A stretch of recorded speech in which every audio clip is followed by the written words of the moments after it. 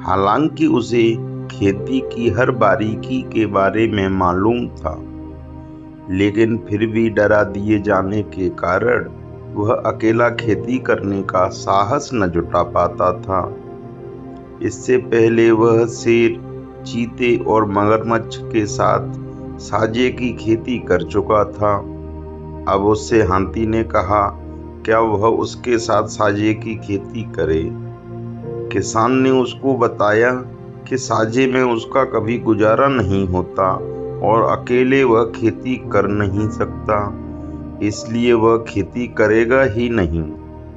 हाथी ने उसे बहुत देर तक पट्टी पढ़ाई और यह भी कहा कि उसके साथ साजे की खेती करने से यह लाभ होगा कि जंगल के छोटे मोटे जानवर खेतों को नुकसान नहीं पहुंचा सकेंगे और खेती की अच्छी रखवाली हो जाएगी। किसान किसी न किसी तरह तैयार हो गया और उसने हाथी से मिलकर गन्ना बोया। हाथी पूरे जंगल में घूमकर डुग्गी पीट आया कि गन्ने में उसका साजा है, इसलिए कोई जानवर खेत को नुकसान न पहुंचाए, नहीं तो अच्छा न होगा। किसान फसल की सेवा करता रहा और समय पर जब गन्ने तैयार हो गए तो वह हाथी को खेत पर बुला लाया। किसान चाहता था कि फसल आधी आधी बांट ली जाए। जब उसने हाथी से यह बात कही तो हाथी काफी बिगड़ा।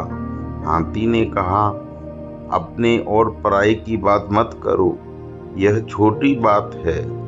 हम दोनों ने मिलकर मेहनत की थी, हम दोनों उसके स्वामी हैं, आओ हम मिलकर गन्ने खाएं। किसान के कुछ कहने से पहले ही हाथी ने बढ़कर अपनी सूंड से एक गन्ना तोड़ लिया और आदमी से कहा, आओ खाएं। गन्ने का एक छोर हाथी की सूंड में था, दूसरा आदमी के मुंह में। गन्ने के साथ साथ आदमी हाथी के मुंह की तरफ खींचने लगा तो उसने गन्ना छोड़ दिया। हाथी ने कहा, देखो हमने एक गन्ना खा लिया। इसी तरह हाथी और आदमी के बीच साझी की खेती बट गई।